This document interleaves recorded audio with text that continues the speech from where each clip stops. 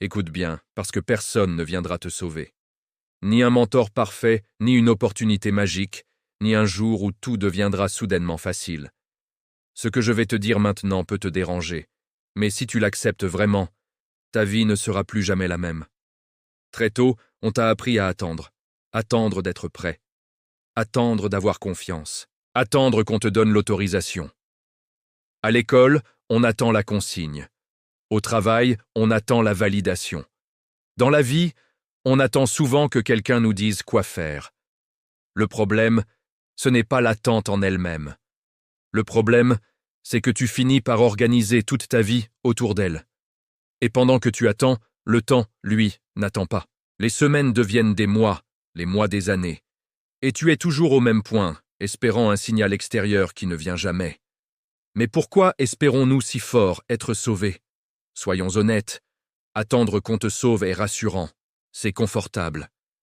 Parce que si quelqu'un doit venir te sauver, alors tu n'es pas entièrement responsable de ta situation. Si ça ne marche pas, ce n'est pas vraiment de ta faute. Tu peux te dire que tu n'as pas eu la bonne aide, le bon conseil, la bonne chance.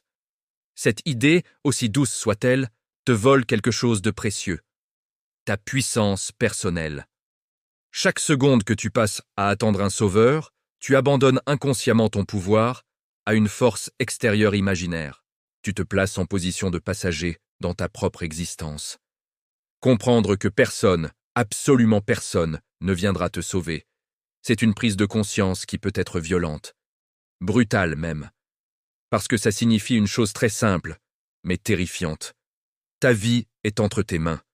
Pas celle de tes parents, qui t'aiment mais ne peuvent pas vivre à ta place. Pas celle de la société, qui a ses propres règles et ses propres contradictions. Pas celle de la chance, qui est une excuse bien trop pratique. Ta réussite, ton bonheur, ton épanouissement, tout dépend de toi. Et à ce moment précis, quand cette vérité te frappe, deux réactions sont possibles. Soit tu fuis, tu retournes à tes distractions et tu continues d'espérer. Soit tu grandis.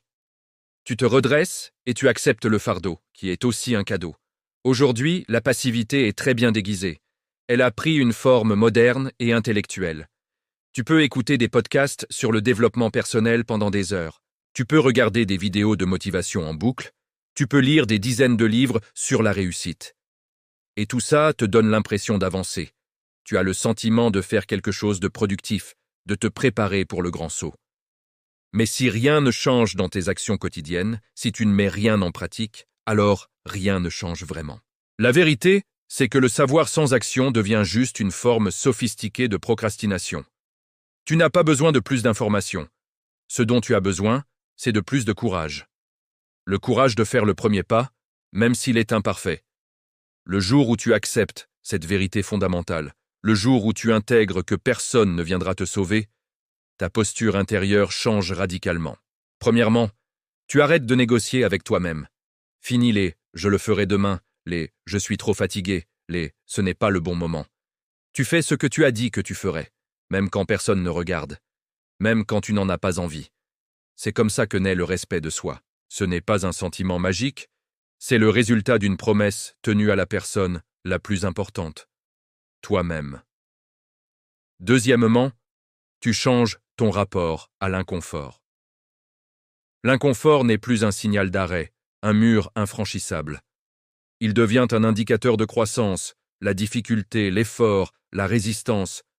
Tu comprends que ce sont les moments où tu te construis vraiment.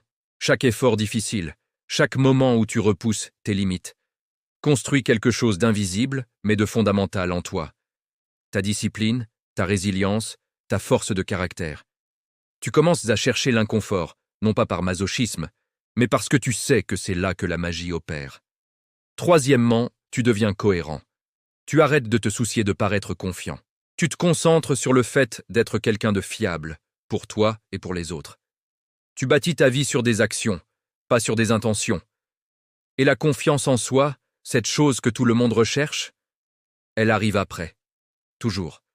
Elle n'est pas un prérequis, elle est une conséquence. La conséquence de tes actes, de ta discipline, de ta fiabilité. Tu ne cherches plus la confiance, tu la construis, brique par brique, jour après jour.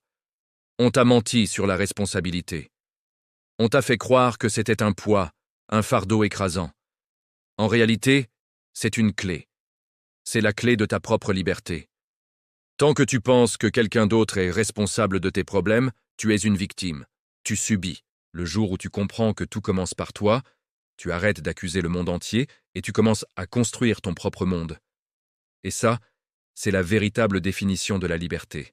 La capacité de choisir ta réponse, de bâtir ta réalité, de prendre le contrôle. Alors, souviens-toi de ça. Personne ne viendra te sauver. Et la raison est simple. Tu n'as jamais été cassé. Tu étais simplement endormi. Et si tu entends ces mots aujourd'hui, ce n'est probablement pas un hasard. C'est peut-être le signal que tu attendais, le moment où tu arrêtes d'attendre et où tu commences à devenir la personne que tu es censé être. Si ces mots résonnent en toi, abonne-toi. Ici, on ne promet pas une vie facile, mais on parle d'une vie consciente, d'une vie intentionnelle. Bienvenue sur Questions essentielles.